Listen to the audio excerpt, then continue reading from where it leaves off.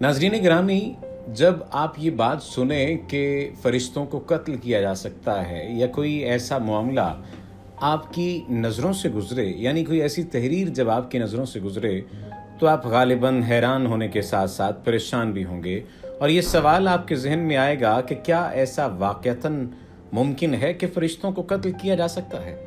आज की इस वीडियो में अलामात क़यामत, दज्जाली फितने के साथ साथ बुनियादी तौर पर हम तज़किरा करेंगे उस दावे का जो कि ऐसी तागूती कुव्वतों की जानिब से किया जाएगा जिसमें यह कहा जाएगा कि हमने नौज़ बिल्लाह फ़रिश्तों को कत्ल कर दिया।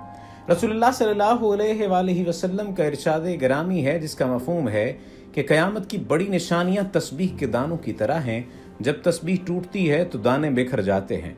क़यामत की बड़ी निशानियाँ कौन सी हैं? उनमें दज्जाल का खुरूज एक बड़ी बात है। दुनिया जब से बनी है तब से क़यामत तक दज्जाल से बड़ा फितना ना तो आया है ना आएगा। हज़रत ईसा का नज़ूल, याजूज और माजूज, उनके कबीले का किसी को नहीं इल्म कि कहाँ हैं और उनको ज़ुल्करनैन ने अल्लाह की मदद से कहाँ कैद किया था। 3 ऐसे बड़े ज़लज़ले जिसमें ज़मीन के 3 मुख्तलिफ हिस्से नेस्तो नाबूद हो जाएंगे। उनमें एक ज़लज़ला मशरिक़ में, एक मग़रिब में और एक जज़ीरतुल अरब में आएगा।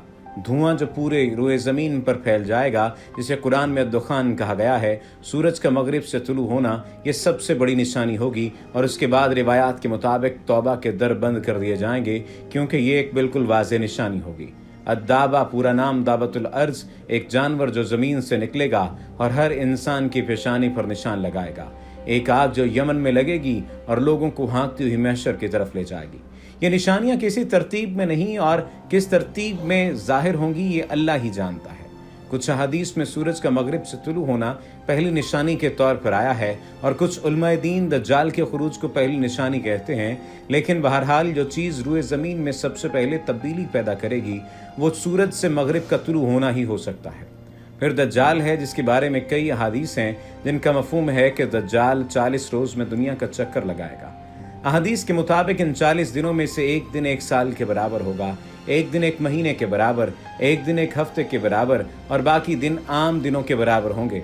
दज्जाल एक आंख वाला होगा और उसकी पेशानी पर काफिर लिखा होगा, जिसको पढ़ने के लिए पढ़ा लिखा होना ज़रूरी नहीं या उसके लिए सिर्फ ईमान होना ही काफ़ी होगा और यही ईमान पढ़े लिखे या अनपढ़ या ज़ुबानों के इख्तिलाफ को ख़त्म कर देगा। मक्का और मदीना के अलावा दज्जाल दुनिया के हर मकाम तक जाएगा। उसकी एक जन्नत होगी और एक जहन्नुम होगी, जबकि दर हकीकत उसकी जहन्नुम जन्नत और उसकी जन्नत जहन्नुम होगी। रसूलुल्लाह सल्लल्लाहु अलैहि वसल्लम ने फरमाया कि अगर तुम उस ज़माने को पाओ तो आंखें बंद करके उसकी आग में कूद जाना, वहाँ ठंडा पानी होगा। ये मफहूम है। दज्जाल ताकतवर होगा, एक इंतहाई ताकतवर। फितना वो तमाम लोगों का जिनका ईमान कमज़ोर होगा उसकी तरफ खींचे जाएंगे और इसकी बातों को अडॉप्ट करेंगे और उन पर अमल करेंगे, लेकिन वो सब झूठ होगा और झूठ चाहे कितना ही ताकतवर क्यों ना हो, एक ना एक दिन खुलता ज़रूर है। दज्जाल हज़रत ईसा के हाथ से कत्ल होगा और ये वाक़या फ़लस्तीन में बाब लुद के मकाम पर पेश आएगा।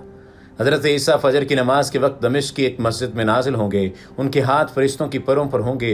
नमाज का वक्त हो चुका होगा और मुसलमान हज़रत मेहदी की इमामत में नमाज अदा करने के लिए तैयार होंगे।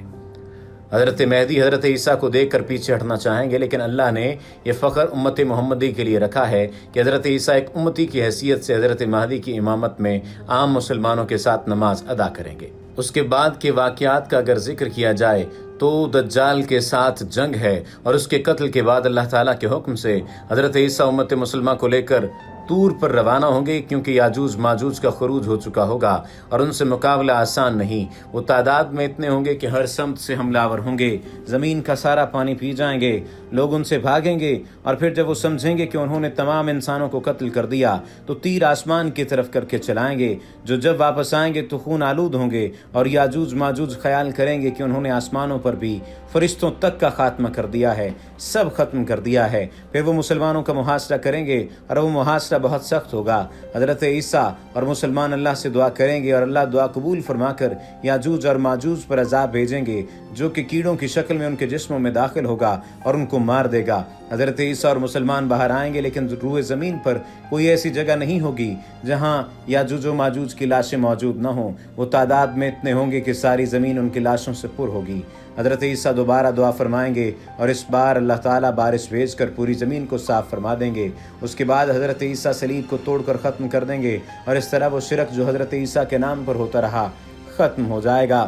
اس کے بعد وہ خنزیر کا خاتمہ ہوگا، اور پھر حضرت عیسیٰ جزیہ بھی ختم کریں گے۔ یہ وہ وقت ہوگا جب ایک بار پھر سے زمین پر عدل قائم ہو رہا ہوگا۔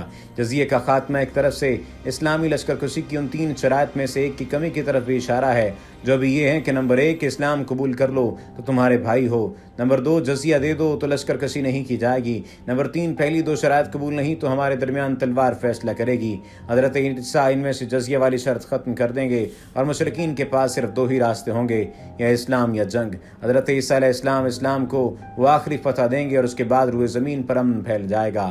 اسی دور میں اسلام کے علاوہ تمام دیگر مذاہب کا خاتمہ کر دیا جائے گا، صرف اسلام باقی رہے گا۔ مسلم کی 2 حدیث ہیں، ایک میں ہے کہ حضرت عیسیٰ زمین پر 40 برس رہیں گے، اور ایک میں ہے کہ 7 برس تک زمین پر رہیں گے۔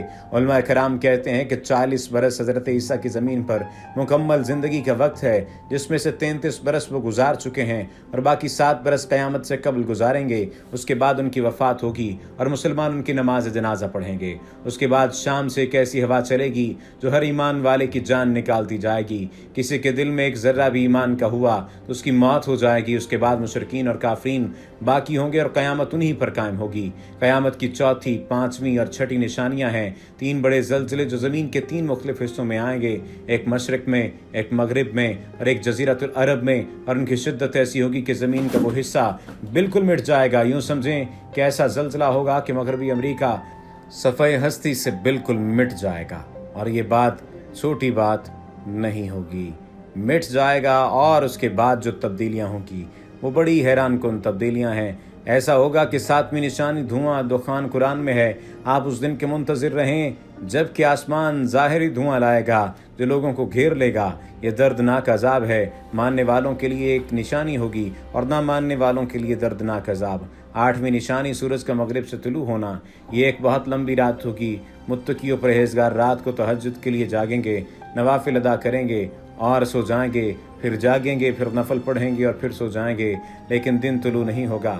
پھر سے سو کر اٹھیں گے، نفل پڑھیں گے اور سوچیں گے کہ فجر کا وقت ہونے والا ہے، لیکن پھر بھی کچھ نہیں ہوگا۔ تب وہ سمجھیں گے کہ کچھ گڑبڑ ہے۔ پھر سورج طلوع ہوگا، لیکن سب کچھ تبدیل ہوگا، کیونکہ مشرق کی بجائے مغرب سے نکلے گا۔ توبہ کے دروازے بند کر دیے جائیں گے۔ ایک واضح نشانی پوری آب و تاب سے چمک رہی ہوگی۔ لوگ توبہ کرنا چاہیں گے، لیکن بہت دیر ہو چکی ہوگی۔ اور 9ویں نشانی الدابہ، ایک جانور ہوگا جو مومن اور کافرین کو الگ الگ نشانی لگائے گا، لوگوں سے بات کرے گا۔ اس کے ایک ہاتھ میں حضرت موسیٰ کا عصا ہوگا، اور ایک ہاتھ میں حضرت سلیمان کی مہر۔ حضرت موسیٰ کے عصا سے ایک مومن کے چہرے پر نشان لگائے گا، اور حضرت سلیمان کی مہر سے کافر کے چہرے پر۔ احادیث میں ہے کہ لوگ ساتھ کھائیں گے اور ایک دوسرے کو یا مومن یا کافر کہہ کر بلائیں گے۔ 10ویں نشانی ایک زبردست آگ جو یمن سے لگے گی اور لوگوں کو ہانکتی ہوئی محشر کی طرف لے جائے گی۔ لوگ آگے ہوں گے اور آگ پیچھے، جو پیچھے رہ جائے گا وہ جل جائے گا۔ یمن میں کئی آتش فشاں کے دہانے موجود ہیں، قیاس یہی ہے کہ یہ آگ یہیں سے نکلے گی۔ وما علینا الا البلاغ المبین۔